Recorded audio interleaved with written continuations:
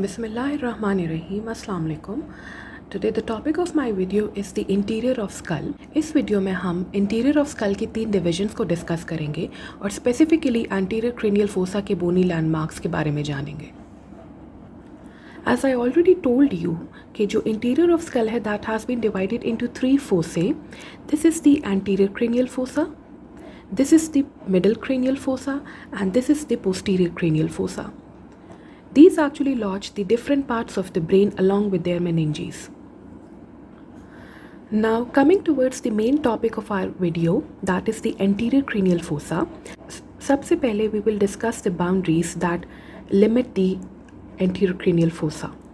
तो anteriorly अगर आप notice करें, this part of the skull basically it is formed by the frontal bone.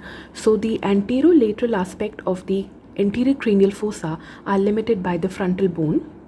Here you can see, and posteriorly the anterior cranial fossa is limited by the lesser wing of sphenoid.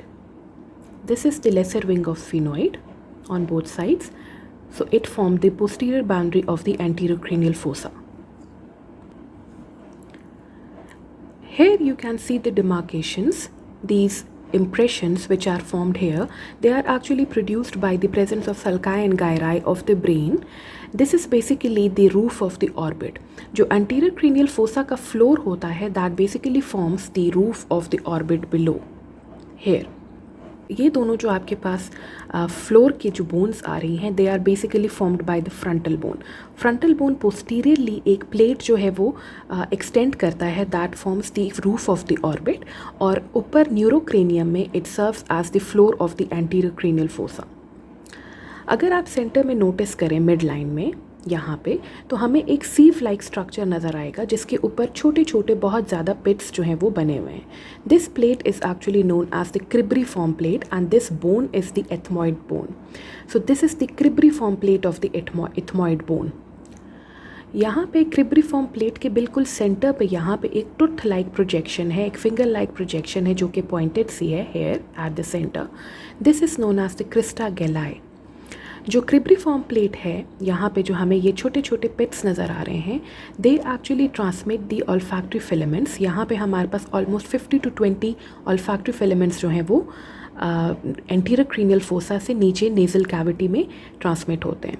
तो basically जो sides हैं हमारे पास anterior cranial fossa की, they form the roof of the orbit, whereas the middle cribriform plate here it forms the roof of the nasal cavity. Just anterior to the cribriform plate यहाँ पे आपको एक foramen नज़र आएगा. This is basically known as the foramen caecum, और ये जो है ये मेजॉरिटी केसेस में ब्लाइंड होता है. मतलब ये कि इसके अंदर कोई कैविटी प्रॉपर नहीं होती, लेकिन कुछ केसेस में ये हमारे पास ओपन होता है, पेटेंट होता है, and in that case it has the emissary wings. Now on the anterior aspect of the cribriform plate, just on the lateral sides हमारे पास दो छोटे छोटे कैनाल्स हैं.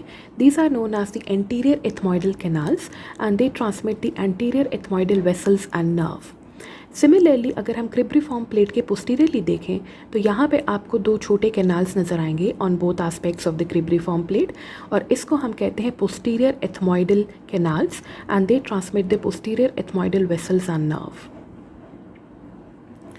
Just posterior to the cribriform plate यहाँ पे आपको स्फिनॉइड बोन का बहुत ही स्मूथ सब पार्ट नज़र आएगा. This is known as the jugum sphenoidale, this area, this portion. और जो ज्यूगम स्फिनॉइडेल है वो पोस्टीरियरली हमारे पास एक सल्कस से लिमिट होता है यहाँ पे. Here this is known as the sulcus chiasmaticus. अगर आप लेसर विंग ऑफ फिनॉइड पे गौर करें तो यहाँ पे ये दो छोटी बोनी प्रोजेक्शंस बनाती हैं जो कि पोस्टीरियरली लाई कर रही हैं. Here these two bony projections are known as the anterior clinoid processes.